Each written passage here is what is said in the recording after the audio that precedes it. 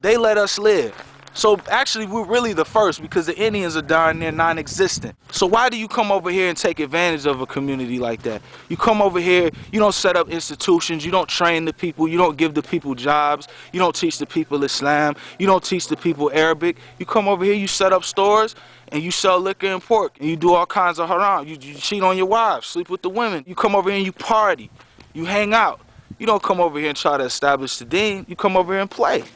And then brothers like me, who didn't grow up Muslim, who grew up in the poison, we trying to get over there so we can sit with the scholars, so we can practice our deen better.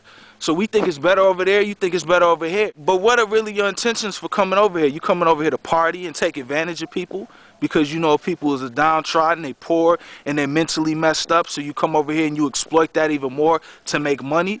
Or do you come over here and you teach them La ilaha illallah, you teach them Islam, you teach them skills, put them in a position to empower themselves financially and take care of their families and rebuild the community? Are you afraid somebody's going to try to get at you if you come over here and do that? But it's not, I'm not just sticking this to the Arabs, I'm sticking this to a lot of people that come over here. It's Arabs, Africans, Chinese, everybody. They come over here, but I'm really talking about the Muslim. I expect that from the kuffar because some of them don't know any better. But I don't expect that from a Muslim, and it breaks my heart to see that you're a Muslim and you're doing that, and you have money and you have the potential to enjoin the good and forbid the evil, but instead you enjoining the evil and you don't want to talk about the good. You don't want to talk about Islam. Or you see me come in and you try to straighten up real quick and I see 40 ounces all in your freezer. I'm not going to say nothing to you because it's not my place to judge you. But then you want me to go crazy over Palestine. I'm going to go crazy over Palestine because I stand for justice and I'm against oppression and I want La ilaha illallah implemented. Don't get it twisted. I'm not sticking up for Palestine for the same reasons that you are. Our reasons are probably different, so don't ever get that twisted. So instead of helping to build up the community and establish La ilaha illallah, you contribute to the destruction of the community and the further decline of the community. We already have that coming from other sources, but you come over here and you make it worse. And I know that everybody's responsible for their own actions, but you are too. So if you claim to be Muslim, you claim to be upon La ilaha illallah, why would you feed your family off of that, off the destruction and off the misfortune and disadvantages of other people? That's what you do, and I'm just keeping it 100. But then when it comes to Palestine, you want to be all Muslim, like you try to take advantage of me. I know the religion. I'm not standing up for Palestine for the same reason. I'm standing up for Palestine because I don't like oppression and I want La ilaha illallah established in the land. And then these da'is, they spend time with scholars overseas. They come back, they don't teach nothing. They don't teach, I mean, they give nice khutbahs, they teach some things, they teach the basics. They don't establish institutions of learning. We're not really getting anything from these da'is, man. Brothers are still killing, man. They're not really, I'm just keeping it 100.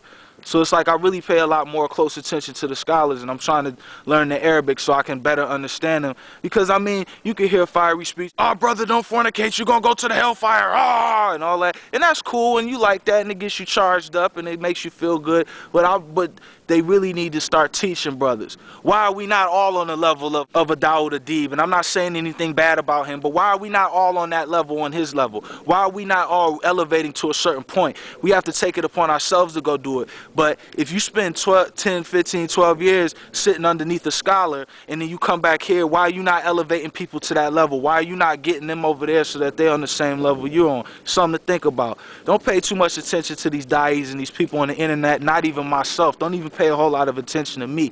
Pay attention to the scholars. That's who we should take from. And if you notice, a lot of African Americans are turning away from the deen of al-Islam, or they're trying to mix al-Islam with some kind of black culturalism because of the example that the Muslims from overseas who inherited Islam through their family are setting. See, I know my religion, so I don't have that problem. I know it's about La ilaha illallah, Muhammad Rasulullah, and I know that your end is with Allah, my end is with Allah, so you're going to have to pay for what you do. So I understand the religion. A lot of African Americans who were once your strongest allies, they don't understand the religion. And when you come over here and you set a bad example, and then we set a bad example, and everybody's setting a bad example, it makes them feel like, which doesn't matter. I mean, mashallah, whoever's going to be Muslim, going to be Muslim. Whoever's not going to be Muslim's not going to be Muslim. But pretty soon, because of what you've done, they're going to start turning on me. You know, my own family members, my own people, they're going to start turning on me.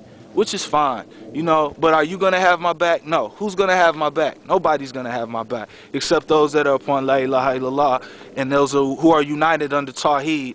And how many of those is that? How many are really united under Tawheed? How many are really truly united under Tawheed? Who's gonna have my back? You know what I'm saying? We're gonna be a minority. Those united under Tawheed and those who avoid Kufr and Shirk are getting ready to be the minority. So anyway, I'm gonna end it here. And this is where I'm going to end it. Don't get me wrong, I'm not condoning anything Israel is doing, and my position still stands. But I feel even worse because I want the Muslims to understand that until we unite upon Tawheed and until we start doing things the right way, that the condition's not going to change. So it's no point in crying and screaming about it and putting pictures of dead babies all over the internet. Are you going to change the condition in your heart? Are we going to really unite under Tawheed? Are we going to still have all these divisions and all this crazy stuff going on? And those united up under Tawheed are a small minority. Are we going to continue to oppress each other and then yell out when other people oppress us? We're making ourselves weak. So until we make ourselves strong, people are going to be able to take advantage of us. So that's something to think about. You want Palestine liberated, you want things to change, change what's in your heart. And get up on this Tawheed. Stay away from the innovations and the Kufr and Shirk. Anything that I've said that's been of any benefit is from Allah. Anything that I've said negative or evil or corrupt is from myself or from the shaitan. Assalamu alaikum.